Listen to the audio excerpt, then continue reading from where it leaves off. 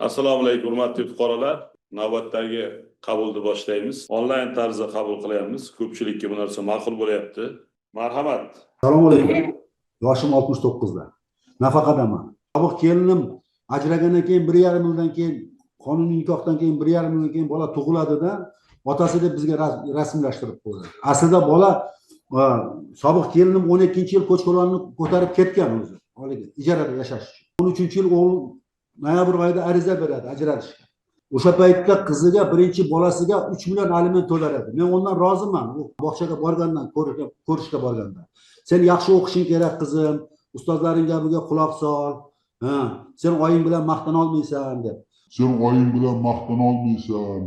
Shu ekspertiza xulosasidan noroziman. Rahmat, eshitdik. Salomat O'g'lingiz nima ish qiladi o'g'lingiz? Belas haydaydi.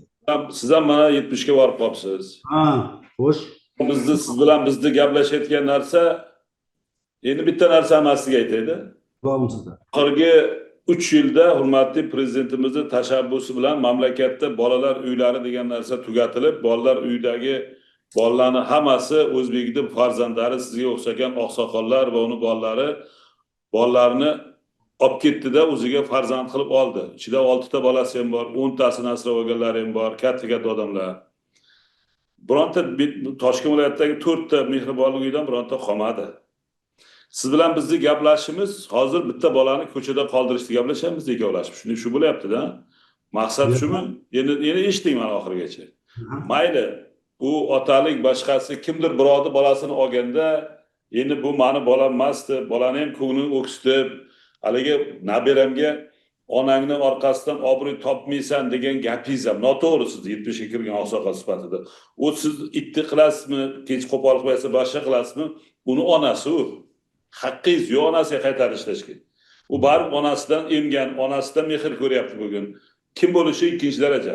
Otasimanmi men? Shuning uchun bu gapingizga aytayman, nima endi kelib qoldi-da, endi baribir yoshingiz katta odam, nasihat darajasida emasman. Hech qanaqa masala yo'q.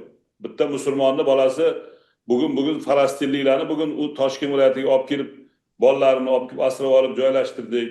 Endi o'zbekning bolasini ko'chaga qo'yarkanmiz, oqsoqolning nasihatlarini olib. Men qanaqalik fikringizni tushundim. Bizga vaqt bering.